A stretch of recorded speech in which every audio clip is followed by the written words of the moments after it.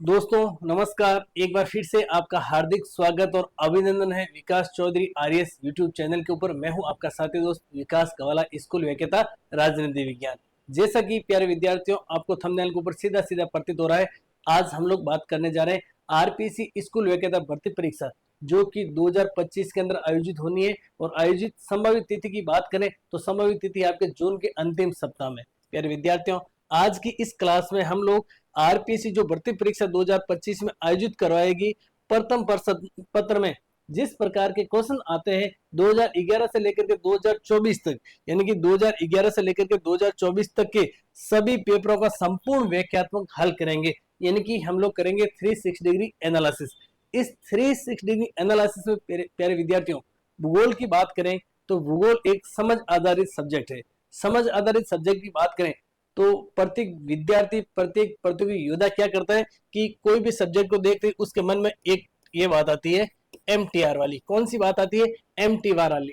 MTR का तात्पर्य होता है कि मने तो रटना है, यानी कोई भी चीज, कोई भी टॉपिक, कोई भी सब्जेक्ट मुझे तो रटना है। प्यारे विद्यार्थियों, आप लोगों को रटना नहीं है, आप लोगों को क्या करना है, हम लोग अगर भूगोल की बात करें ना तो भूगोल को हम ट्रिक और कॉन्सेप्ट के मिश्रण आधारित पढ़ाई करेंगे।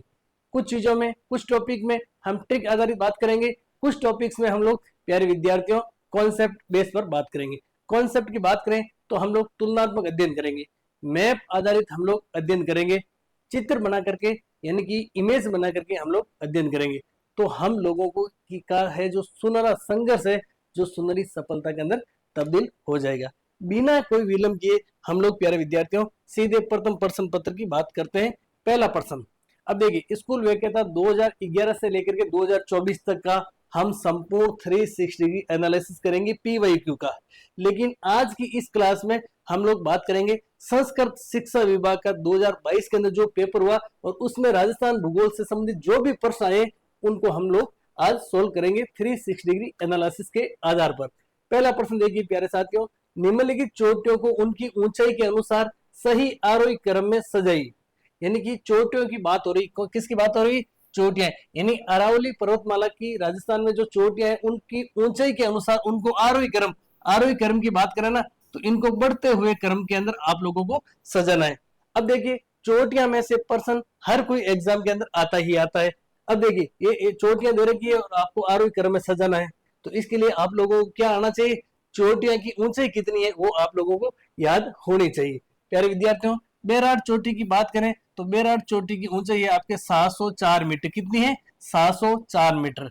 अचलगढ़ की बात करें तो अचलगढ़ चोटी की ऊंचाई है आपके 1380 मीटर। कितनी है? 1380 मीटर। उसके बाद में प्यारे विद्यार्थियों बात करें कुंभलगढ़ की तो कुंभलगढ़ की है आपके 1224 मीटर ऊंचाई है कुंभलगढ़ चोटी की। और शेर चोटी की बात करें तो प्यारे विद्यार्थियों आपके 1597 मीटर है आपके ऊंचाई शेर चोटी की। तो अब देखिए, सबसे छोटी चोटी कौन सी? बेराट। तो आप लोगों को सबसे पहले ए, उसके बाद में बात करें कुंभलगढ़ तो आ जाएगा आपके बी में कुंभलगढ़, यानी ए के बाद में आ जाएगा सी। उसके बाद में अचलगढ़ आ जाएगा प्यारे विद्यार्थियों बी, और उसके बाद में आ जाएगा शेर। तो ए सी बी डी जहां पर लिखा है आप लोगों का प्रश्न जो सही हो जाएगा। प्यारे विद्यार्थियों, अरावली पर्वतमाला में से एक प्रश्न आपके हर कोई एग्जाम में आता ही आता है, और मैं अक्सर कहता हूं कि पीवाईक्यू आप लोग पढ़ते हैं ना तो आपका कॉन्सेप्ट क्लियर हो जाता है कि कहां से प्रश्न आने की पूरी पूरी संभावना रहती है, किस टॉपिक में से कितना वेटेज रहता है। अब मैं वादे और विश्वास के साथ में कह सकता हूं कि अरावली पर्वतमाला में से प्रश्न आता ही आता है। या तो आपको चोटियों का क्रम पूछेंगे, या फिर आप लोगों को चोटियों की क्रम अपने ऊंचाई पूछेंगे, या फिर प्रश्न थोड़ा सा ट्रेंड चेंज हो गया आरपीसी का, या फिर अधीनस्थ बोर्ड की बात करें, अधीनस्थ बोर्ड और आरपीसी। अब चोटियां क्या करते हैं, अक्सर विद्यार्थी याद कर लेते हैं कि इतनी ऊंचाई है इस चोटी की, फिर उसके बाद में प्रश्न आता है कि कौन सी चोटी किस जिले में। उसके बाद में प्रश्न एग्जामिनर और आगे बढ़ता है और एग्जामिनर कहता है कि उत्तरी अरावली की सबसे ऊंची चोटी कौन सी है, दक्षिण अरावली की सबसे ऊंची चोटी कौन सी है, मध्य अरावली की सबसे ऊंची चोटी कौन सी है। अब तो देखिए प्यारे विद्यार्थियों, मैं आप लोगों के सामने एक छोटी सी ट्रिक लेकर के आया हूं, और वो ट्रिक क्या है देखना। ये ट्रिक है प्यारे विद्यार्थियों आपके अरावली पर्वतमाला की चोटियां की। सबसे ऊंची चोटी की बात करें अरावली की तो आपके है गुरु शिखर। गुरु शिखर, और गुरु शिखर कहां पर है प्यारे विद्यार्थियों? ध्यान रखना, सिरोही के अंदर है। अब गुरु शिखर चोटी की ऊंचाई आपके 1722 मीटर। कई विद्यार्थी कहेंगे सर नहीं नहीं 1727 मीटर है, बिल्कुल 1727 मीटर भी है। गुरु शिखर चोटी के ऊपर भगवान दंत्रादेय का मंदिर है, उसको 5 मीटर मंदिर को काउंट कर लेते हैं तो 1727 मीटर होगा। आपके दोनों ऑप्शन साथ में नहीं आएंगे, 1722 और 1727 मीटर। तो गुरु शिखर 1722 मीटर कहां पर है? सिरोही के अंदर है। शेर की ऊंचाई बात करें, शेर चोटी 1597 मीटर सिरोही के अंदर। देलवाड़ा की बात करें, देलवाड़ा चोटी 1442 मीटर कहां पर है? सिरोही के अंदर है। उसके बाद में जरगा की ऊंचाई की बात करें तो 1431 1431 और जरगा कहां पर है? उदयपुर के अंदर। जरगा एक पठार भी है प्यारे विद्यार्थियों, कहां पर है? उदयपुर के अंदर है। अचलगढ़ चोटी की ऊंचाई की बात करें तो 1380 मीटर सिरोही के अंदर। कुंभलगढ़ की बात करें तो 1224 राजसमंद के अंदर। देखिए जयराज चोटी, और जयराज चोटी कहां पर है? उदयपुर में। और जयराज चोटी की ऊंचाई कितनी है? 1090 मीटर। उसके बाद में रघुनाथगढ़ की बात करें तो 1055 मीटर और कहां पर है? सिक्कर में। मालखेत और लोहारगल ये आपके नीम का थाना सिक्कर के अंदर। कहां पर है? नीम का थाना। और नीम का थाना कहां पर? पुराने जिलों की बात करें तो सिक्कर के अंदर है। अब प्यारे विद्यार्थियों, आप लोगों की सहूलियत के लिए आप लोग पहले अक्षर को याद रखना। पहले अक्षर की बात करें तो गुरु, गुरु से क्या रखते हैं अपन? दिल लगाकर जरा आशा रखते हैं। क्या रखते हैं? गुरु से दिल लगाकर जरा आशा रखते हैं। आशा रखते हैं कि नहीं रखते हैं? गुरु से दिल लगाकर जरा आशा रखते हैं या फिर आस करते हैं। उसके बाद में अपन क्या बोलते हैं? जय रघुनाथ माल लो। अब देखिए गुरु, गुरु से क्या हो जाएगा? गुरु शिखर। शेर से क्या हो जाएगा? शेर। दिल से क्या हो जाएगा प्यारे विद्यार्थियों? देलवाड़ा। जरा से हो जाएगा आपका जरगा। आ से हो जाएगा आपका अचलगढ़। करो से हो जाएगा आपका कुंभलगढ़। जय से हो जाएगा जयराज। उसके बाद में रघु से हो जाएगा रघुनाथ। माल लो, माल से हो जाएगा मालखेत और लो से हो जाएगा लोहारगढ़। इस ट्रिक को आप लोग क्या कर लेना? याद कर लेना। अब देखिए अगर ऊपर ऊपर से आपको कर्मानुसार जमना है तो इसे याद करेंगे तो काम चल जाएगा, लेकिन आप लोगों को डीपली जाना है तो आप लोगों को इनको याद करना ही पड़ेगा। इन ऊंचाई को पूरी रूप से मीटर के अंदर आपको याद करनी है, साथ साथ में आपको जिलों को भी याद करना है। अब प्यारे विद्यार्थियों यहां लिखा हुआ है रघुनाथगढ़। अब रघुनाथगढ़ की बात करें ना तो रघुनाथगढ़ उत्तरी अरावली की सबसे ऊंची चोटी है। उत्तरी अरावली, उत्तरी अरावली और उत्तरी अरावली की सबसे ऊंची चोटी कौन सी है? रघुनाथगढ़ है। उसके बाद हम बात करें टोटगढ़ की तो टोटगढ़ मध्य अरावली की सबसे ऊंची चोटी है। मध्य अरावली, और मध्य अरावली की सबसे ऊंची चोटी कौन सी है? टोटगढ़। और गुरु शिखर की बात करें ना तो गुरु शिखर दक्षिणी अरावली की सबसे ऊंची चोटी है। दक्षिणी अरावली की। अब देखिए प्रश्न कई प्रकार से आ सकता है। दक्षिणी अरावली, मध्य अरावली और उत्तरी अरावली, तीनों चोटियां सबसे ऊंची चोटियां कौन सी है? उसके बाद में सीधे तौर पर बात करें अरावली पर्वतमाला की सबसे ऊंची चोटी गुरु शिखर। और उसके बाद में बात करें प्यारे विद्यार्थियों कौन सी चोटी किस जिले में स्थित है, कितने मीटर ऊंचाई है, आप लोगों को अच्छे से याद रखनी है। अब देखिए प्यारे विद्यार्थियों आप लोग अपनी जन्म तारीख भूल जाना, जन्म का सन भूल जाना, लेकिन इन तारीख को याद रख ही लेना जिससे कि आपका है जो क्या हो जाए? श्योर सिलेक्शन हो जाए। अगला प्रश्न देखिए प्यारे साथियों, अगला प्रश्न क्या कह रहा है? अगला प्रश्न कह रहा है कि जनगणना 2011 के अनुसार राजस्थान में अधिकतम शहरी एवं ग्रामीण लिंगानुपात वाले जिले।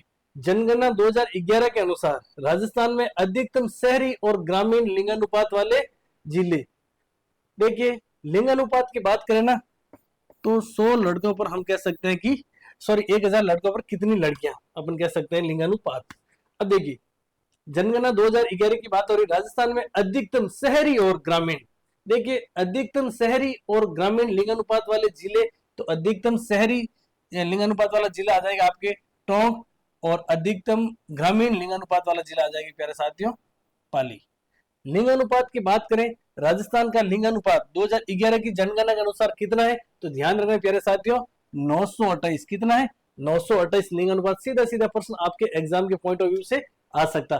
अब देखिए ग्रामीण लिंगानुपात की बात करें ना तो राजस्थान के सामान्य लिंगानुपात से ग्रामीण लिंगानुपात अधिक है, और अधिक कितना है? तो ध्यान रखना 933। आपके सीधा प्रश्न आ सकता है कि राजस्थान के लिंगानुपात और ग्रामीण लिंगानुपात का अंतर कितना है? आप लोग कंफ्यूजन में पड़ जाते हैं कि ये तो हमने कभी पढ़ा ही नहीं। 933 में से 928 को माइनस निकाल लेना, कितना आएंगे? 5। उसके बाद में एग्जाम में बात करें प्रश्न ये भी आ सकता है कि राजस्थान के लिंगानुपात और राजस्थान के शहरी लिंगानुपात में अंतर कितना है? तो शहरी लिंगानुपात की बात करें तो 914, और राजस्थान के लिंगानुपात की बात करें तो 928। कितना अंतर आएगा? आपके 14 का अंतर आएगा। अब देखिए, ग्रामीण लिंगानुपात में भी सर्वाधिक लिंगानुपात, ग्रामीण लिंगानुपात में भी सर्वाधिक लिंगानुपात किसका है? पाली का है। जबकि न्यूनतम लिंगानुपात किसका है? धौलपुर का है। पाली के लिंगानुपात की बात करें कितना है? तो पाली का लिंगानुपात है आपके 1003, जबकि धौलपुर के लिंगानुपात की बात करें तो कितना है? 841। उसके बाद में शहरी लिंगानुपात में सर्वाधिक किसका है?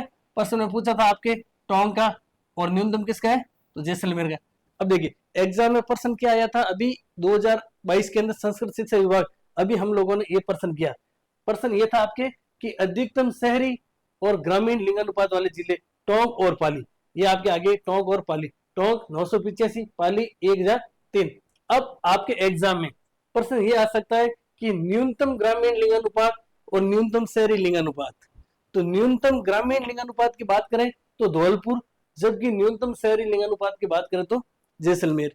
प्यारे विद्यार्थियों, आपको ऐसे याद रखना कि राजस्थान में सबसे पहले सूर्योदय कहां पर होता है? राजस्थान में सबसे पहले सूर्योदय होता है आपके धौलपुर में। धौलपुर में होता है।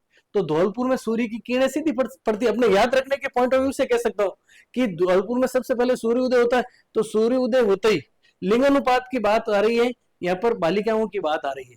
तो बालिकाएं क्या हो जाती है? अपन कह सकते हैं सूर्य की सीधी किरणें पड़ती है, और सूर्य की सीधी किरणें वो सहन नहीं कर पाती है। इस वजह से धौलपुर का लिंगानुपात कम है। ग्रामीण लिंगानुपात। शहरी लिंगानुपात की बात करें तो अपने जैसलमेर शहर में, जैसलमेर एक गर्म इलाका, अपन ये तो मान सकते हैं ना, जैसलमेर का टेम्परेचर गर्मियों की बात करें तो लगभग 55 डिग्री से अधिक पहुंच जाता है। तो यहाँ भी बालिकाएं क्या है? जो गर्मी सहन नहीं कर पाती है। तो ग्रामीण न्यूनतम लिंगानुपात धौलपुर में, जबकि शहरी न्यूनतम लिंगानुपात जैसलमेर में। समझ गए ना? छोटी छोटी ट्रिक है, आप अपने दिमाग के खांचों में सेट कर लीजिए। और मैं वाद्य और विश्वास के साथ में कह सकता हूं आप लोगों को कि जनगणना में से 1% नहीं 2% आपके एग्जाम में आएंगे ही आएंगे। अब देखिए प्यारे विद्यार्थियों, सर्वाधिक लिंगानुपात और न्यूनतम लिंगानुपात राजस्थान की बात करें तो देखिए, सर्वाधिक में सबसे पहले आपके सर्वाधिक लिंगानुपात है डूंगरपुर का, और कितना है? 994। यानी कि 994 महिलाएं हैं 1000 पुरुषों पर। कहां पर? डूंगरपुर में। कम कितनी है? 6 कम। ठीक है प्यारे विद्यार्थियों, सर्वाधिक है डूंगरपुर में। सर्वाधिक की बात करें ना तो डूंगरपुर में भी 6 व्यक्ति है जो शादी किसी करेंगे। महिलाएं तो कम है 994। 1000 पुरुषों के ऊपर अपन कह सकते हैं 1000 पुरुष है और 994 महिलाएं हैं। तो 6 महिलाएं तो कम होगी ना। अब देखिए, राजसमंद की बात करें तो उसके बाद में 990, यानी डूंगरपुर से 4 कम है। उसके बाद में पाली की बात करें तो राजसमंद से 3 कम है 87, और उसके बाद में प्रतापगढ़ की बात करें तो पाली से 4 कम है। यहाँ आपके कितना आ जाएगा?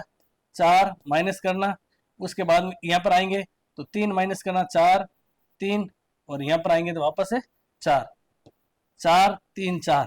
यानी कि आप एक आंकड़ा याद रख लेना, 994। 994 में से 4 माइनस करेंगे तो 990, 990 में से 3 माइनस करेंगे तो 987, 987 में से 4 माइनस करेंगे तो आपके कितने आ जाएंगे? 983। 434 सबसे ऊपरी आंकड़ा याद रखना, 994। कहां पर है? डूंगरपुर में। उसके बाद में राजसमंद में, उसके बाद में पाली में, उसके बाद में प्रतापगढ़ में। यानी कि आप एक आंकड़ा 994 वाला याद रख लेंगे और उसमें से 4 निकालेंगे, 4 माइनस करेंगे तो 990 कहां का आ जाएगा? डूंगरपुर के बाद में राजसमंद का। 990 में से 3 निकालेंगे तो कहां का आ जाएगा? पाली का। और पाली में से जितना है उसमें से 4 निकालेंगे तो कहां का आ जाएगा? प्रतापगढ़ का। यही आपको याद रखना। अब देखिए, न्यूनतम लिंगानुपात की बात करें ना तो न्यूनतम लिंगानुपात आपके धौलपुर का, और धौलपुर का कितना है? 846। यानी कि राजस्थान में ऐसा कोई जिला है जहां का लिंगानुपात न्यूनतम है तो धौलपुर है, और धौलपुर का कितना है? 846। यानी कि 144 महिलाएं कम है। 1000 पुरुषों की तुलना में अगर 1000 पुरुष है तो महिलाएं 846 है, यानी कि 144 महिलाएं कम है। तो 144 पुरुषों का क्या होगा? आप लोग देख लीजिए। तभी तो मैं आप लोगों को कह रहा हूं कि जून के अंदर एग्जाम है आपके, स्कूल योग्यता बन जाएगी, फिर महिलाओं की कमी। अब देखिए, जैसलमेर की बात करें तो जैसलमेर है आपके 852, उसके बाद में करौली का है 861, और भरतपुर का है 880। ये आपके बढ़ता हुआ क्रम है। क्या है? ये आपके बढ़ता हुआ क्रम है। और ये आपके घटता हुआ क्रम है। क्या है? घटता हुआ क्रम है। अब आपको ट्रिक ऐसे याद रखनी, डूरा पाप पर, आपको याद रखना डूरा पाप पर। देखिए डूरा, डू से हो जाएगा डूंगरपुर, राज से हो जाएगा राजसमंद, पास हो जाएगा आपके पाली, और पर से हो जाएगा प्रतापगढ़। सर्वाधिक डूरा पाप पर, ये लिंगानुपात वाली ट्रिक। अब देखिए न्यूनतम की बात करें तो याद रखना दोजे कब। क्या याद रखना आपको? दोजे, दोजे कब। क्या याद रखना आपको? आपको याद रखना प्यारे विद्यार्थियों, दोजे कब। और मैंने आप लोगों को पहले ही बता दिया कि धौलपुर के अंदर सबसे पहले राजस्थान में सूर्य उदय होता है, किरणें सबसे पहले तेज पड़ती है, और जैसलमेर सर्वाधिक गर्म जिला है ये, तो आपके न्यूनतम लिंगानुपात हो जाएगा। यहाँ से आपके 1% एग्जाम के पॉइंट ऑफ व्यू से आएगा ही आएगा। इस चीज को आप अच्छे से नोट डाउन कर लेना। अगला प्रश्न देखिए, राजस्थान में प्रथम सीमेंट उद्योग स्थापित किया गया है। यानी राजस्थान में प्रथम या पहली बार सीमेंट उद्योग कहां पर स्थापित किया गया? मोडक में, लाखेरी में, ब्यावर में, या फिर खारिया में। बहुत हल्का सा प्रश्न, हलवा सा प्रश्न अपन कह सकते हैं, काजू कतली जैसा मस्त प्रश्न, अच्छा प्रश्न। कहां पर? आपको ऑप्शन हो जाएगा आपके बी, लाखेरी में। लाखेरी में कब स्थापित किया? तो ध्यान रखना प्यारे विद्यार्थियों, 1915 में क्या था आपके स्थापित। और कार्य प्रारंभ की बात करें तो 1917 में कार्य प्रारंभ हो गया था। कार्य क्या हो जाएगा? प्रारंभ। यानी कि हम कह सकते हैं कि सीमेंट बननी प्रारंभ हो गई थी। और लाखेरी कहां पर है? तो ध्यान रखना प्यारे विद्यार्थियों, लाखेरी है आपके बूंदी में। इस लाखेरी में कौन सी कंपनी ने सीमेंट का कारखाना प्रारंभ किया? तो ध्यान रखना क्लिक निक्सन कंपनी। कौन सी कंपनी? Click Nixon company. अब देखिए प्यारे विद्यार्थियों, ब्यावर की बात आती है तो ब्यावर में श्री सीमेंट का कारखाना है। अब यह लिखा हुआ खारिया, खारिया नाम आते एक मेरे मन में सीधा सीधा प्रश्न आता है, ये राजस्थान में सफेद सीमेंट के कारखाने कितने हैं और कहां कहां पर है? तो मुख्य रूप से राजस्थान में सीमेंट के, सफेद सीमेंट के कारखानों की बात करें तो दो है।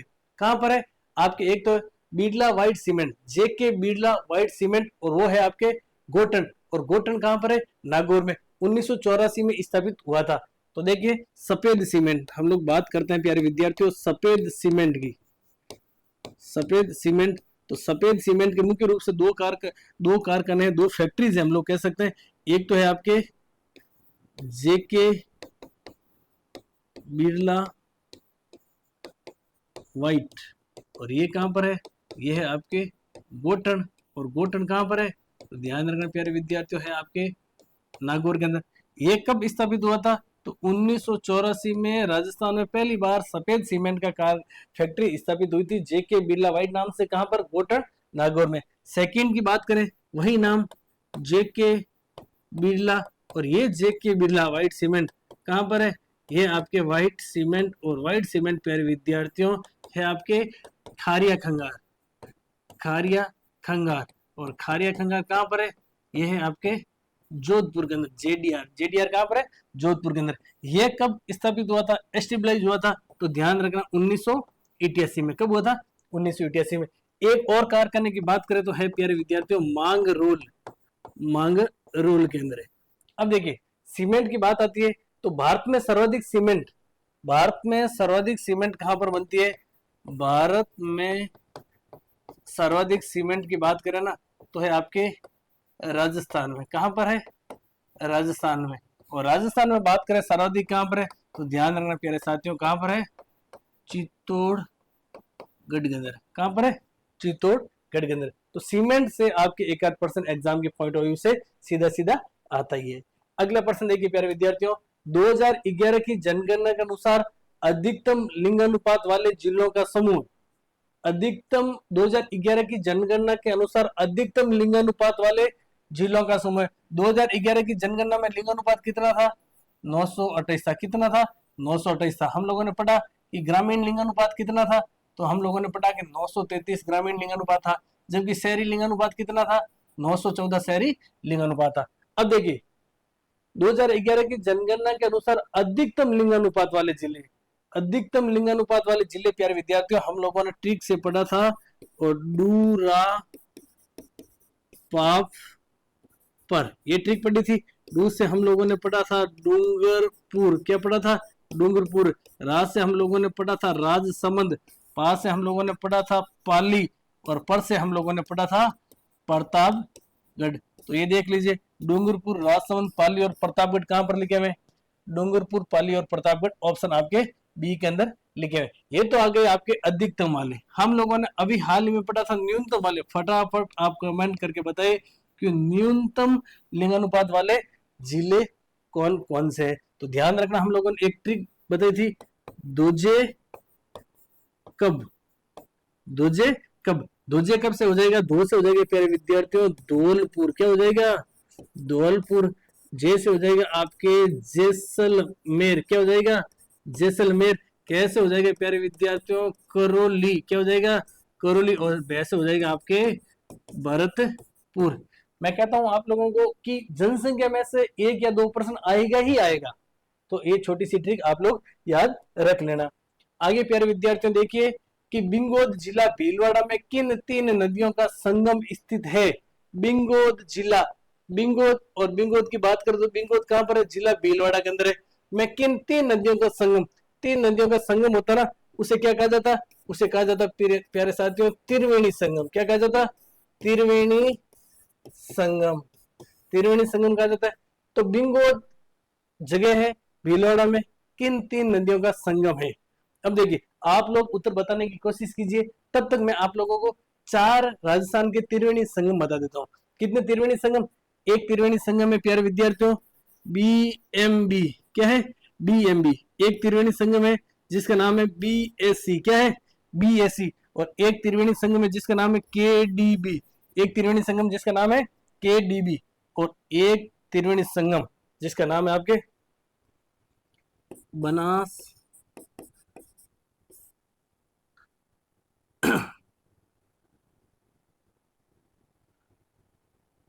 नहीं, ये आपके बनास वाला नहीं है, ये आपके बनास वाला आ गया ना, ये आपके है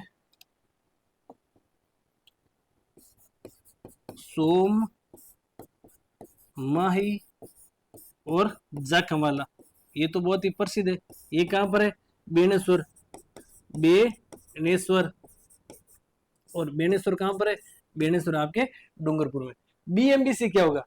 बीएमबी, एक बीएमबी सॉन्ग भी चलता है, बीएमबी का गाना बाजे। बीएमबी के गाने तो आपके बजेंगे जब आपका सिलेक्शन होगा स्कूल वैकेथा में, और आप मोहरदारी माने जाएंगे, राजपति अधिकारी बनेंगे ना, तब वो आपके गाने बजेंगे, और वो गाने तब आपको अच्छे लगेंगे।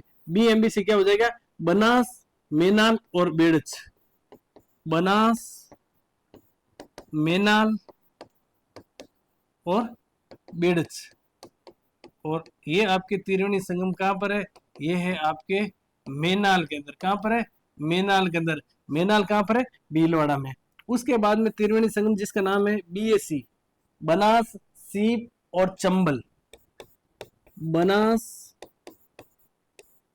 सीप और आपके चंबल। ये कहां पर है? बनास, सीप और चंबल।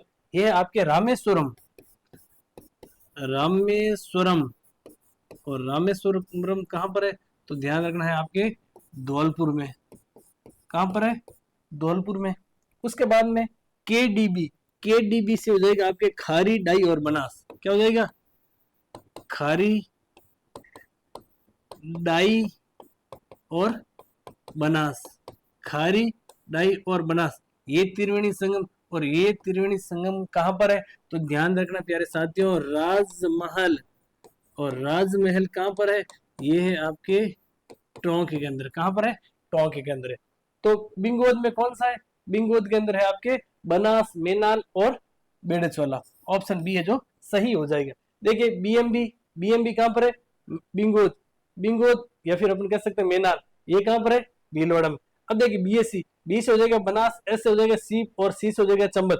आप लोग ऐसे याद रख लेना कि आप लोगों ने बीएससी कहां से की? बीएससी रामेश्वरम यानी धौलपुर से की। उसके बाद में केडीबी, के से खारी, डी से डाई और बी से बनास। ये कहां पर है? राजमहल, टोंक के अंदर। और ये तो आप लोगों को पता ही है, बहुत हल्का सा प्रश्न है, कई एग्जाम आता है, और ये बहुत हल्का बीएसटी जैसे एग्जाम आ सकता है, आपके एग्जाम में नहीं आएगा, क्योंकि 100 माई जागम जो कि बेणेश्वर धाम डूंगरपुर में बहुत इजी प्रश्न है।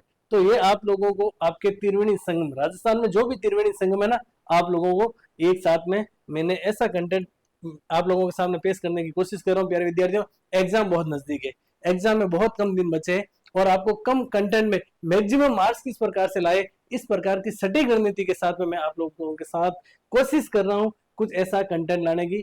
आप लोग अगर साथ रहेंगे, आप लोग साथ देंगे, आप लोग प्रश्नों का उत्तर बताने की कोशिश करेंगे। मैं ये नहीं कह रहा हूँ कि आप मुझे पैसे दीजिए, मैं नहीं कह रहा हूँ आप लाइक कीजिए, मैं नहीं कह रहा हूँ सब्सक्राइब कीजिए, मैं नहीं कह रहा हूँ शेयर कीजिए। हाँ, शेयर करने की कभी कभार कह देता हूँ, शेयर करने के इसलिए कहता हूँ कि ऐसा कंटेंट आप लोगों को एक साथ में प्यारे विद्यार्थियों कहीं नहीं मिलेगा। अगर आप लोग शेयर करेंगे तो गांव ढाणी के अंतिम छोर पर बैठे प्रतियोगी योद्धा के पास में भी ये क्लास जाएगी, उसका भी सिलेक्शन होगा, वो आपको दुआ देगा और दुआ अक्सर दवा से अधिक कारगर होती है। तो अगला प्रश्न देखिए, निम्नलिखित में से कौन सी भेड़ की नस्ल है जो राजस्थान में नहीं है? राजस्थान में निम्नलिखित में से कौन सी भेड़ की नस्ल है जो राजस्थान में नहीं है? ये प्रश्न कहां से आया है? ये प्रश्न प्यारे विद्यार्थियों आया है आपके पशुधन में से। तो मगरा, मगरा नस्ल तो है आपके कहां पर है? बीकानेर के अंदर मगरा तो है, बीकानेर के अंदर भेड़ की नस्ल है जिसका नाम है मगरा। मारवाड़ी भी है राजस्थान के अंदर, और मारवाड़ी है आपके पश्चिमी राजस्थान में। कहां पर? मुख्य रूप से पश्चिमी राजस्थान। और मारवाड़ी भेड़ की तो बहुत बड़ी विशेषता है। मारवाड़ी भेड़ की विशेषता की बात करें, इसकी एंटीबायोटिक क्षमता बहुत ज्यादा होती है, antibiotic capacity. Antibiotic capacity Marwari भेड़ की बहुत ज्यादा है। उसके बाद में मालपुरी, मालपुरी प्यारे विद्यार्थियों भेड़ है और कहां पर है? जयपुर साइड में। मालपुरी टोंक और जयपुर साइड में है, टोंक और जयपुर साइड में। मालवी है ना, ये गाय की नस्ल है। किसकी है? गाय की नस्ल है। तो सही उत्तर क्या हो जाएगा प्यारे विद्यार्थियों? सही उत्तर आपके ऑप्शन डी है, जो भेड़ की नस्ल राजस्थान में नहीं है। अब देखिए भेड़ की नस्लें कौन कौन सी है, तो ध्यान रखना, छोटी सी ट्रिक है। राजस्थान में भेड़ वंश, देखिए भेड़, भेड़ वंश की बात हो रही है। क्या, किसकी बात हो रही है? भेड़ वंश की बात हो रही है। अब देखिए भेड़ वंश की बात में एक ट्रिक है, नाम सोचो बापू जैसा मामा। नाम सोचो बापू जैसा मामा। तो मामा कहता है खैर सोचेंगे भाई, और क्या है। अब मान लीजिए कोई बच्चा है, उसका जन्म हुआ ननिहाल के अंदर, ननिहाल के अंदर जन्म हुआ, तो उसके मामा नाम रखना चाहते हैं। तो बच्चा, देखिए आजकल एडवांस टेक्नोलॉजी का जमाना है, वो छोटा सा बच्चा नाम रखने की बात आती है ना, तो वो कहता मामा मेरा नाम है जो बापू जैसा रखो। बापू का नाम कोई अपन कह सकते बहुत ही अजीब गरीब होगा, बहुत ही अच्छा सा होगा। तो मामा को कह रहा है कि मामा मेरा नाम रखो बापू जैसा, नाम सोचो बापू जैसा मामा। तो मामा कहते हैं भाई कोई नहीं, खैर सोचेंगे। यानी वो भानु कहता है मामा को कि आप भेड़ों की तरह क्या नाम दे देते, सामान्य नाम, हर किसी का नाम ये तो आप ऐसा एंटिंग नाम सोचो जो नाम मेरे बापू का है। तो ना से क्या हो जाएगा? ना से हो जाएगा प्यारे विद्यार्थियों नाली। क्या हो जाएगा? ना से नाली। मैं से क्या हो जाएगा? मैं से प्यारे विद्यार्थियों हो जाएगा आपका मगरा। सो से क्या हो जाएगा? सो से हो जाएगा आपके सोनाड़ी या फिर चनोथर। चो से क्या हो जाएगा? चो से हो जाएगा प्यारे विद्यार्थियों चोकला। बा से हो जाएगा आपके बागड़ी। पू से क्या हो जाएगा? पूछ हो जाएगा आपका पुंगल। जैसा से क्या हो जाएगा? जैसा से हो जाएगा आपका जैसलमेरी। अब मामा से क्या हो जाएगा? मास हो जाएगा आपका मारवाड़ी, और मास हो जाएगा मालपुरी, और खैर से क्या होगा? खेरी। अब देखिए नाम सोचो बापू जैसा मामा, नाम सोचो बापू जैसा मामा। तो मामा ने कहा खैर सोचेंगे कोई नहीं, नाम ही की तो बात है। शेक्सपियर ने तो इतना तक कहा था कि नाम में क्या पड़ा, नाम चाहे कुछ भी हो ना, काम करो। और मैं तो एक बात कहता हूं आप लोगों के लिए कि या तो काम ऐसा करो कि नाम हो जाए, या तो काम ऐसा करो कि नाम हो जाए, या नाम ऐसा करो कि नाम लेते ही आपका काम हो जाए। दोनों में से एक काम आपको करना है, या तो ऐसा काम करना है कि आपका नाम हो जाए, या फिर आपको नाम ऐसा करना है कि नाम लेते ही आपका काम हो जाए। नाली की बात करें ना, तो सर्वाधिक लंबे रेसे, सर्वाधिक लंबे रेसे वाली ऊन कौन सी भेड़ की है? तो नाली की है। उसके बाद में सोनाड़ी या चनोतर की बात करें ना, तो सोनाड़ी या चनोतर भेड़ के कान, जब भेड़ चढ़ती है ना तो जमीन पर नीचे स्पर्श करते हैं जमीन को, सोनाड़ी और चनोतर के। चोकला भेड़ को कहा जाता है प्यारे विद्यार्थियों भारत की मेरिनो। क्या कहा जाता है? भारत की मेरिनो।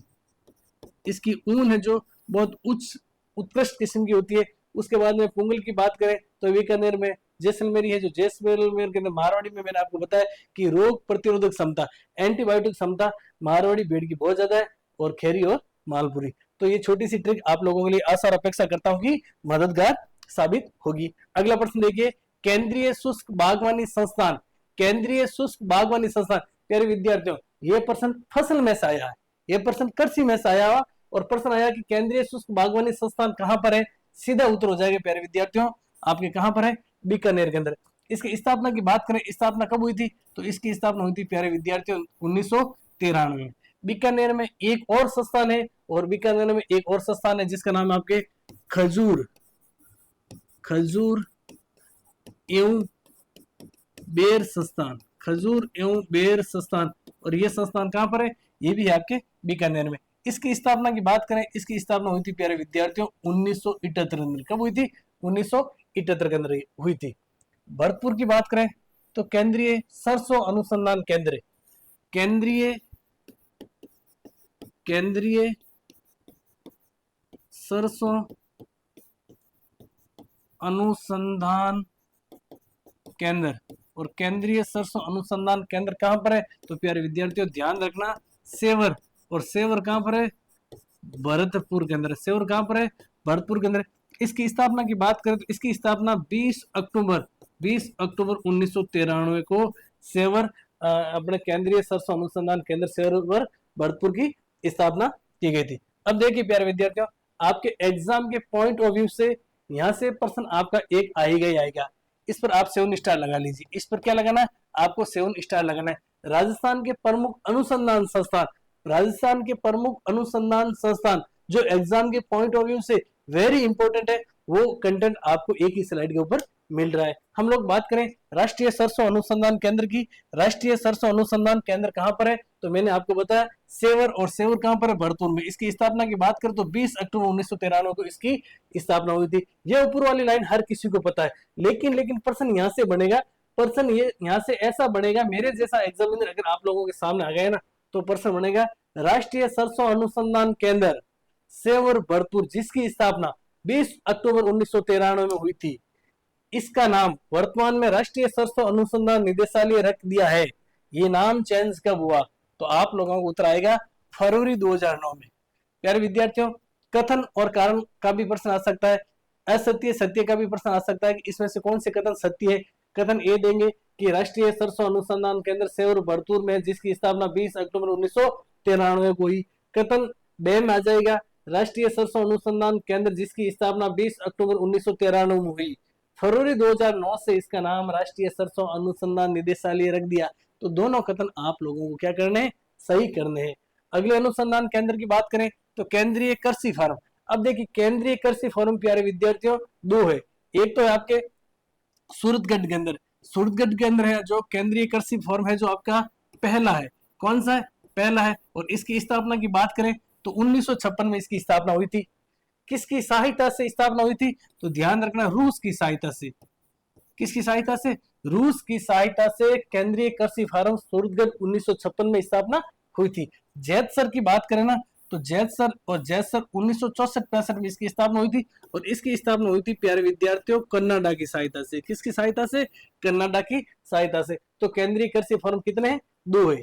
अगले अनुसंधान संस्थान की बात करें केंद्रीय कृषि अनुसंधान संस्थान, केंद्रीय कृषि अनुसंधान संस्थान ये कहां पर है, ये दुर्गापुरा, और दुर्गापुरा कहां पर है, जयपुर। और जयपुर की बात करें तो कहां पर है, जयपुर ग्रामीण के अंदर है।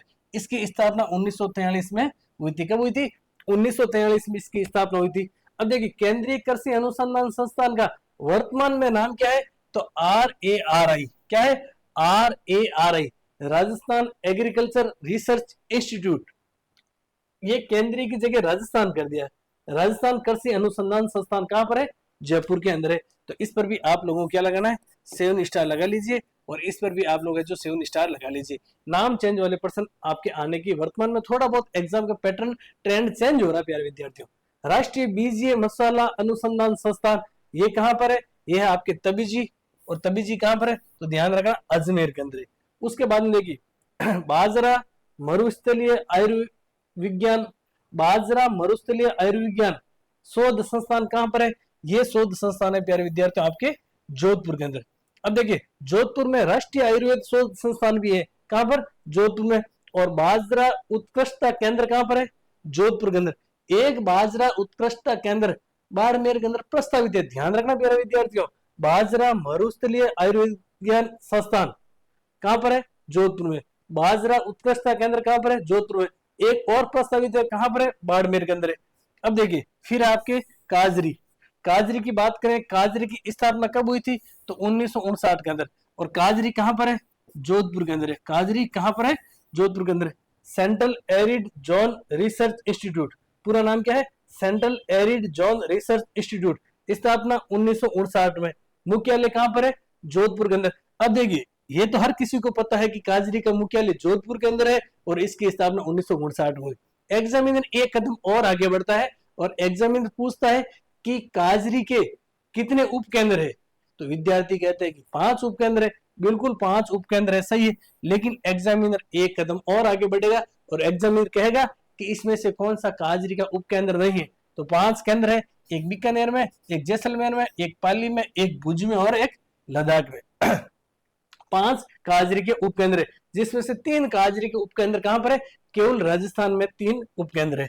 आफरी एरिड फॉरेस्ट रिसर्च इंस्टीट्यूट, ये भी कहां पर है प्यारे विद्यार्थियों? ये भी आपके प्यारे विद्यार्थियों है जोधपुर के अंदर। और इसकी स्थापना भी कब होती है?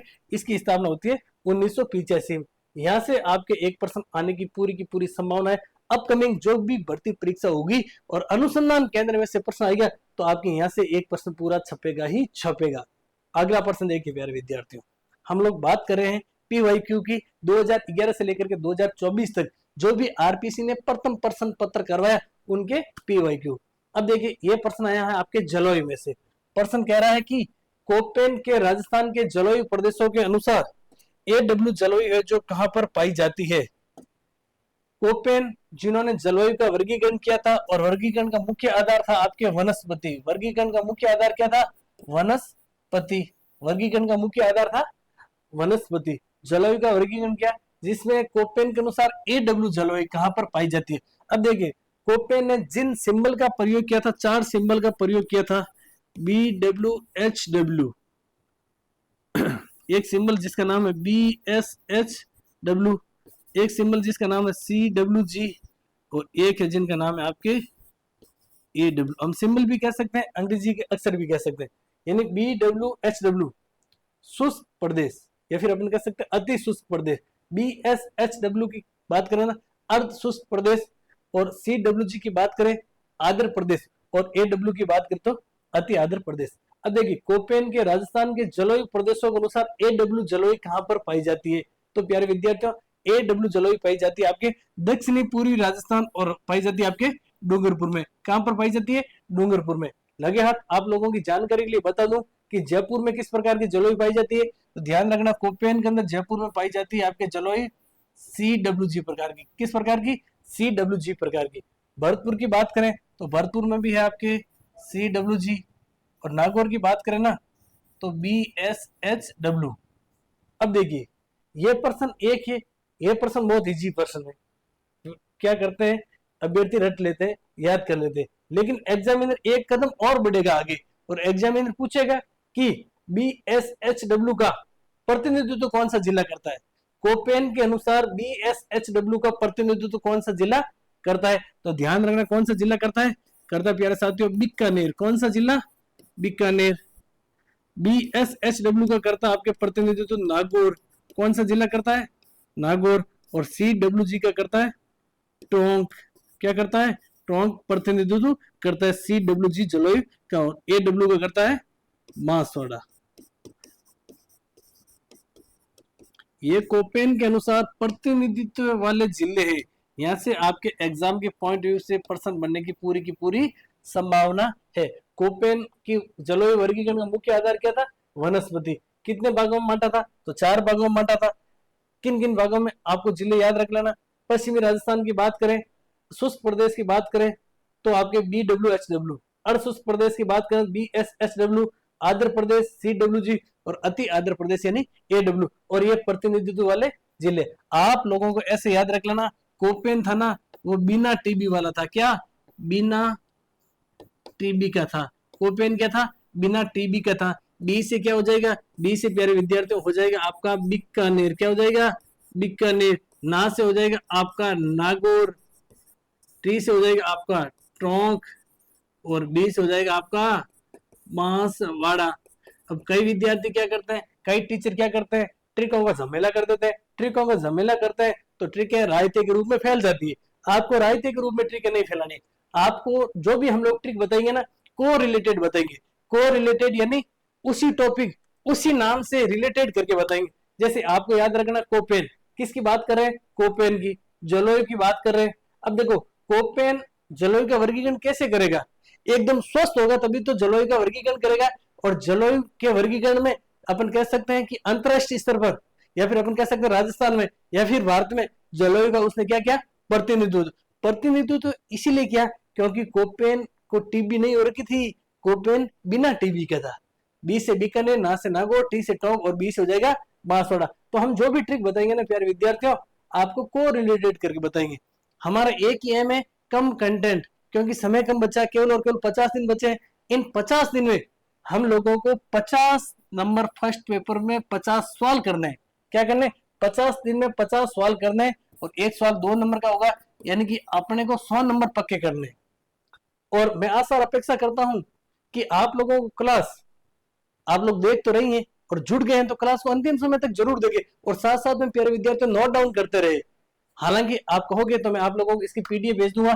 पीडीएफ के लिए मैं आपको नंबर दे रहा हूं, ये नंबर पर आप लोग मैसेज कर देना 9214534843।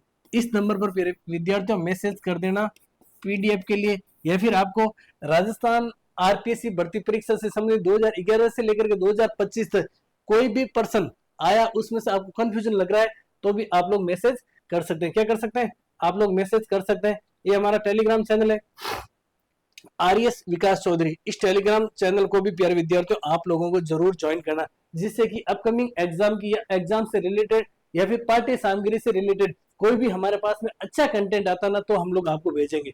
ऐसे आनंद फानंद में कोई पीडीएफ या फिर कोई स्क्रीनशॉट नहीं भेजेंगे। अगर अच्छा क्वालिटी ओरिएंटेड कंटेंट आएगा तो ही हम लोग आप लोगों को भेजेंगे इस टेलीग्राम चैनल के ऊपर। अब देखिए प्यारे विद्यार्थियों, ग्रेड फर्स्ट के लिए हम लोगों ने राजनीति विज्ञान पॉलिटिकल साइंस यानी सेकंड पेपर के लिए एक टेस्ट सीरीज चला रखी है।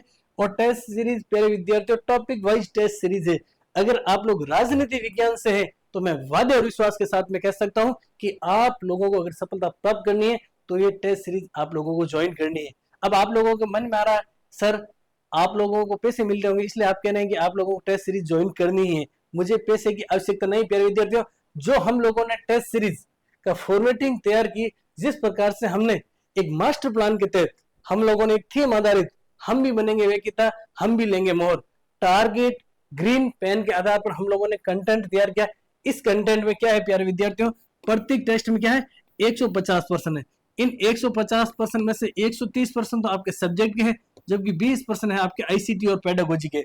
पेपर होने के बाद में प्यारे विद्यार्थियों हम लोग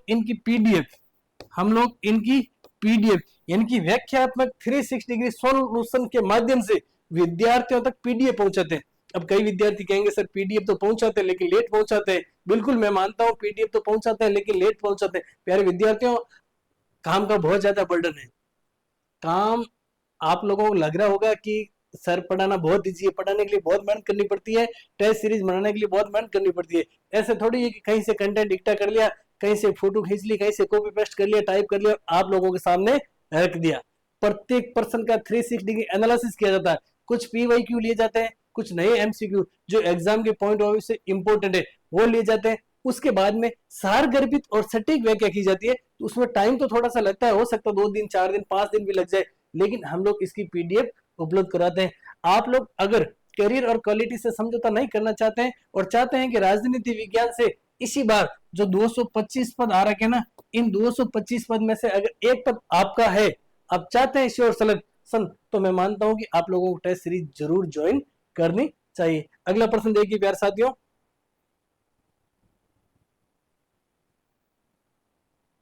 ये आपके कोपेन वाला हो गया। उसके बाद में अगला प्रश्न देखिए, राजस्थान के किस जिले में देवगढ़ पवन परियोजना स्थित है? देवगढ़ पवन परियोजना की बात करें तो राजस्थान के किस जिले में तो ध्यान रखना प्यारे विद्यार्थियों, सीधा सीधा आप लोगों का उत्तर हो जाएगा देवगढ़ पवन परियोजना कहां पर है? प्रतापगढ़ में। इसकी स्थापना की बात करें, इस परियोजना की स्थापना कब हुई थी? तो ध्यान रखना 2000 के अंदर स्थापना हुई थी, सन 2000 में। राजस्थान में पहली पवन ऊर्जा परियोजना, राजस्थान की पहली पवन ऊर्जा परियोजना कहां पर स्थापित की गई? तो स्थापित की गई थी प्यारे विद्यार्थियों 1999 में, और की गई थी आपके अमर सागर, अमर सागर। और अमर सागर कहां पर है? अमर सागर है आपके आपके जैसलमेर के अंदर। दूसरी पवन ऊर्जा परियोजना की बात करें तो 2000 में स्थापित की, और देवगढ़ पवन ऊर्जा परियोजना प्रतापगढ़ के अंदर। तो प्यारे विद्यार्थियों, ये प्रश्न हम लोगों ने जो आज के इस सेशन में सोल्व किए ना, ये प्रश्न आपके आरपीसी स्कूल वेकेता भर्ती परीक्षा प्रथम प्रश्न पत्र राजस्थान भूगोल से संबंधित प्रश्न, और ये पेपर हुआ था आपके संस्कृत शिक्षा विभाग, संस्कृत शिक्षा विभाग, और संस्कृत शिक्षा विभाग का पेपर हुआ था आपके 2022 में। उसका हम लोगों ने 360 डिग्री एनालिसिस किया। आशा और अपेक्षा करता हूं कि आप लोगों को सेशन पसंद आया था। अगर आप लोगों को प्यारे विद्यार्थियों सेशन पसंद आया तो ही आप लोग वास्तविकता को ध्यान में रखते हुए आप लोग कमेंट करके बताएंगे कि सर हम लोगों को सेशन पसंद आया, हम लोगों के लिए सेशन फायदेमंद साबित हो सकता है, तो ही मैं अगली क्लास आप लोगों के सामने लेकर आऊंगा। अब कई प्रतियोगी योद्धा, कई पुरानी आत्माएं जुड़ी हुई है, उनके मन में आ रहा होगा कि सर आप तो राजनीति विज्ञान से लेक्चरर लगे हुए हैं, आप तो राजनीति विज्ञान के लेक्चरर है, व्याख्याता है, आप भूगोल कैसे पढ़ाना शुरू कर दिया आप लोगों ने? तो प्यारे विद्यार्थियों, आप लोगों की जानकारी के लिए बता दूं कि भूगोल और विशेष रूप से राजस्थान के भूगोल से मुझे क्या है, लगाव है। और कोई भी चीज से आप लोगों को लगा होगा तो प्यार होगा, लगा होगा तो प्यार होगा, और प्यार होगा तो क्या होगा? अट्रैक्शन होगा। तो राजस्थान भूगोल से मुझे प्यार है, इसलिए मुझे भूगोल पढ़ाना पसंद है, भूगोल मुझे आती है।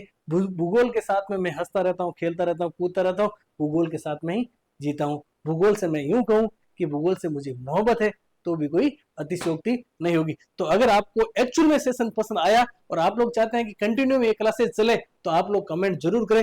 जितने ज्यादा कमेंट आएंगे उसी के अकॉर्डिंग प्यारे विद्यार्थियों मैं आप लोगों के सामने क्लासेस लेकर आऊंगा। और आशा और उम्मीद मैं खुद से करता हूं, मैं वादे नहीं इरादे लेकर आया हूं कि जो भी 75% 2011 से लेकर के 2024 तक आरपीसी ने ये पेपर करवाए, सबका संपूर्ण 360 डिग्री एनालिसिस हम लोग करेंगे। तो मिलेंगे अगले सेशन में, तब तक हंसते रहिए, खिलखिलाते रहिए, मस्त रहिए। और हाँ, एक चीज हमेशा ध्यान रखना, पढ़ते रहिए, इंतजार मत करना। इंतजार करने वालों को उतना ही मिलता है जितना कोशिश करने वाले छोड़ जाते हैं। मिलेंगे प्यारे विद्यार्थियों अगले सेशन में। जय हिंद, जय संविधान।